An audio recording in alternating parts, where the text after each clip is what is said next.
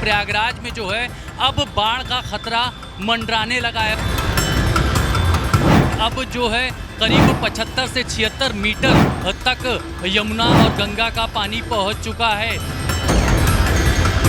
ऐसे में जान जाने का भी खतरा रहता है, तो सभी जो दुकानें थी यहाँ पर उनको अब यहाँ से पीछे की तरफ जाने को कहा गया है।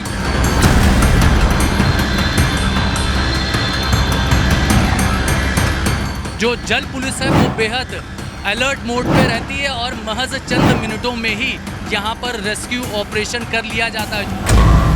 ना उत्तर प्रदेश अब आपको तस्वीरें दिखाने जा रहा है प्रयागराज संगम की, क्योंकि प्रयागराज में जो है अब बाढ़ का खतरा मंडराने लगा है। और आप देखिए कि यहाँ पर जो नाव का संचालन हुआ करता था उसको भी अब पूरी तरह से रोक दिया गया है। बाकायदा वाटर बैरिकेडिंग कर दी गई है, क्योंकि अब जो है करीब 75 से 76 मीटर तक यमुना और गंगा का पानी पहुँच चुका है। 84 मीटर जो है वो खतरे का निशान कहा जाता है। और यही वजह है कि जिला प्रशासन के तमाम अधिकारी यहाँ पर रोज़ाना अब दौरा कर रहे हैं, मुआयना कर रहे हैं और यहाँ पर जो निचले इलाके में लोग रह रहे हैं उनको गंगा और यमुना के निचले इलाकों से पीछे की तरफ जाने को कहा गया है, क्योंकि ऐसे में जान जाने का भी खतरा रहता है। तो सभी जो दुकानें थी यहाँ पर उनको अब यहाँ से पीछे की तरफ जाने को कहा गया है। ये वही जगह है जहाँ पर गंगा और यमुना का त्रिवेणी संगम होता है। बात अगर गंगा नदी की जाए तो इसमें घाघरा, बागमती, रामगंगा, करनाली,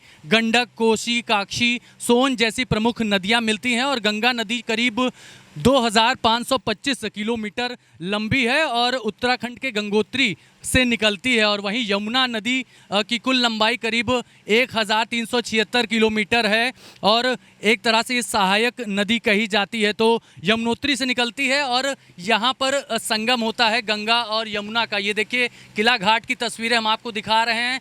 इतना ही नहीं, प्रयागराज के फाफा मऊ, छतनाग, झूसी, तमाम जितने भी इलाके हैं वहाँ पर भी लगातार जलस्तर बढ़ता जा रहा है। बात अगर घाट की जाए, किला घाट की तस्वीरें हम आपको दिखा ही रहे हैं। इसके अलावा वीवीआईपी घाट, संगम घाट, दशाश्वमेध घाट, नागवासुकी घाट, हर जगह जो है यमुना का जलस्तर बढ़ता जा रहा है। फाफा मऊ में शहीद चंद्रशेखर आज़ाद घाट में भी जलस्तर लगातार बढ़ता जा रहा है। और जहां पर अभी इस वक्त हम लोगों की बोट मौजूद है ये करीब 80 से 90 फिट गहराई है। और यहाँ पर अभी देखिए कि जो जानवर भी यहाँ पर किनारे आया करते थे वो भी अभी इस तरफ नहीं आ रहे हैं। जिलाधिकारी ने साफ तौर पर मीटिंग करके ये आदेश जारी किया है सभी उप जिलाधिकारियों को कि अपने अपने जो जुरिडिक्शन क्षेत्र है वहाँ पर बाकायदा दौरा करें और मुआयना करके ये जानकारी हासिल करने की कोशिश करें कि सब लोग सुरक्षित महफूज स्थान पर पहुंच गए हैं या नहीं। बात अगर एनडीआरएफ, एसडीआरएफ की जाए तो तमाम कंपनियां भी यहां पर लगा दी गई हैं। पीएससी की भी कंपनी यहां पर मौजूद है और इस तरह की जो लाइफ जैकेट है वो भी जल पुलिस के जो यहां पर लोग हैं वो देते हैं। और अगर